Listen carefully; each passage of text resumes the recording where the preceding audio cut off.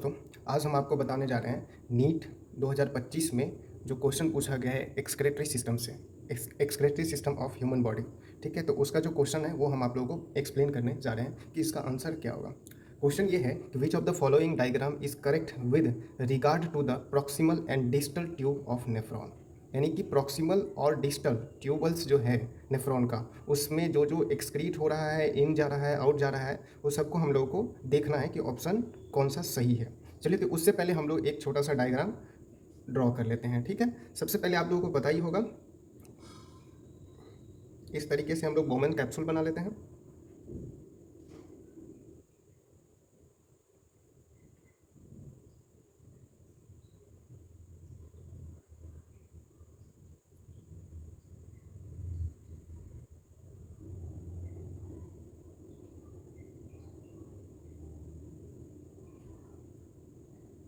इस तरीके से इसे नीचे लेके जाना है, फिर यहाँ पतला कर देना है।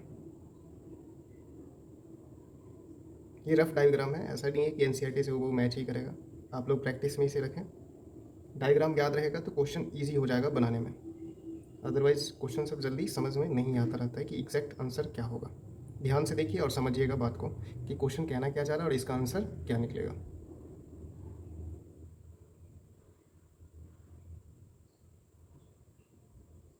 इस तरीके से इसमें घुमावदार बना देना है, कर्वीलिनियर टाइप का, और उसके बाद कलेक्टिंग डक्ट में इसको मिला देना है।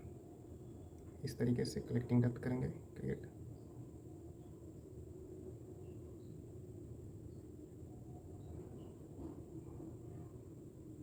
इस तरीके से ब्रांच निकला रहता है, मिला दें। ठीक है, इसमें अब जो एक अफरेंट और इफरेंट आप लोग देख लेना कैसे कैसे ये ड्रॉ किया गया है। थोड़ा सा एक्सप्लेन करेंगे हम आपको बाद में, जब क्लास लेना शुरू करेंगे तब तक आप कंसेप्ट को समझो कि इसका आंसर कैसे निकालना है हम लोग को। ठीक है, ये इस साइड का जो भी आपको दिख रहा है, ये पूरा इस तरीके से ये जो दिख रहा है आपको पूरा, ये आपको पीसीटी कहलाता है। पीसीटी, जो इसमें पी से सिर्फ डिनोट किया गया है। पीसीटी का मतलब हो गया प्रॉक्सिमल कन्वोल्यूटेड ट्यूब्यूल। ठीक है, पीसीटी का मतलब ये हो गया।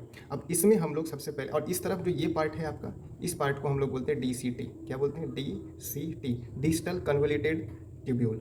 अब उसके बाद सबसे पहले हम लोग समझते हैं कि पीसीटी में एंट्री क्या क्या होता है। ठीक है, पीसीटी में एंट्री क्या क्या होता है, तो यहाँ पे हम लोग याद रखते हैं सबसे पहले दो बातें इसमें भी और दो बातें इसमें भी। इसमें हाइड्रोजन और इसमें अमोनिया, यानी दो चीज़ पहले वो नीचे वाला आप याद रखोगे ताकि याद रखने में ईजी हो। हाइड्रोजन और अमोनिया नीचे से पीसीटी में एंट्री करता है। ठीक, याद रखना है। अब फिर पोटासियम और हाइड्रोजन आयन, ये दोनों भी इसमें एंट्री कर रहा है। यानी नीचे पीसीटी और डीसीटी में नीचे वाले भाग में आप लोग लिखोगे हाइड्रोजन अमोनिया, हाइड्रोजन आयन लिखना, हाइड्रोजन मत लिखना, हाइड्रोजन आयन एंड अमोनिया, इसमें potassium ion and hydrogen ion, ये दो हैं। आप इसमें मैच कर सकते हो कि देखना है कि किस किस में नीचे में हाइड्रोजन आयन और अमोनिया दिया हुआ है। तो हाइड्रोजन आयन तो दिया हुआ है लेकिन ये वाटर दिया हुआ है, यानी पहला ऑप्शन पहले ही गलत हो जाएगा।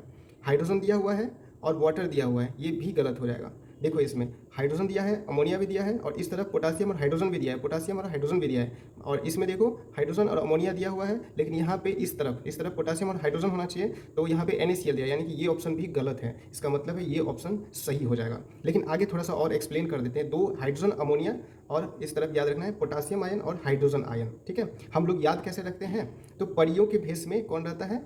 परियों के भेष में है नचनिया। पी से हो गया पीसीटी, और है मतलब हाइड्रोजन, और नचनिया से हम लोग याद रखते हैं अमोनिया। ठीक है, तो परियों के भेष में है नचनिया। और इस तरफ डीसीटी में हम लोग क्या रखते हैं? देवता कौन है या फिर दानव कौन है। ठीक है, ये दानव कौन है?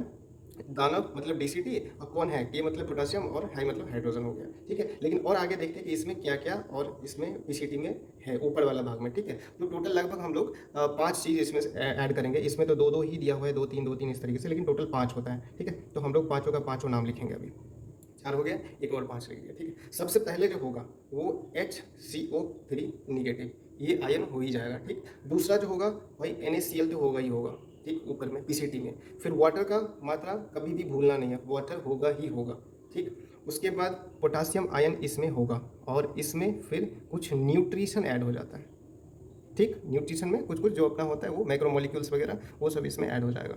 और इसमें भी देख लो, इसमें टोटल हम लोग 3 ही ऐड करेंगे, 3 होता ही, और इसमें 2-2 करके दिया हुआ है, 3 ऐड कर रहे हैं, ठीक है। सबसे पहला जो होगा वो NaCl, याद रखना PCT में NaCl भी है और DCT में भी NaCl है। दूसरा हो जाएगा आपको H2O, H2O PCT में भी है और DCT में भी है, ये दोनों कॉमन है। और तीसरा हो जाएगा HCO3, निगेटिव आयन, ठीक है, और ये इसमें भी है और इसमें भी, यानी कि स्टार्टिंग का 3 जो है वो DCT में भी है और जो पोटासियम है वो नीचे वाले में है। तो ईजी हो जाएगा इस तरीके से अगर आप याद रखते हो। बाकी नाम देख लें तो इसको हम लोग बोलते हैं कलेक्टिंग डक्ट।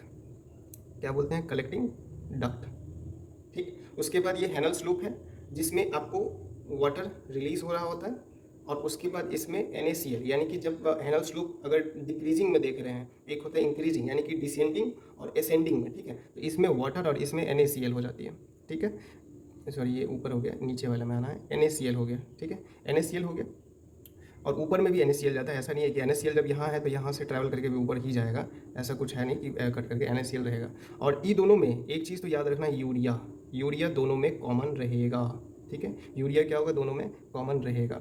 और याद रखियो एक और बात कि ऐसे जो स्ट्रक्चर मैंने आधा बनाया है, ऊपर वाले स्ट्रक्चर जो है वो कॉर्टेक्स का पार्ट है। जब किडनी पर होगे तो उसमें कॉर्टेक्स और एक मेडुला मिलेगा, ठीक है, मेडुला। तो नीचे वाला जो पार्ट है वो मेडुला का है, और ऊपर वाला जो पार्ट दिख रहा है यानी कि कॉर्टेक्स का पार्ट है PCT और DCT, ठीक है। और हैनल्स लूप जो है वो मेडुला का पार्ट है। कलेक्टिंग डक्ट वगैरह कुछ पार्ट कॉर्टेक्स में आता है, कुछ पार्ट आपको मेडुला में आ जाता है। तो ये बात भी आपको हमेशा याद रखना है।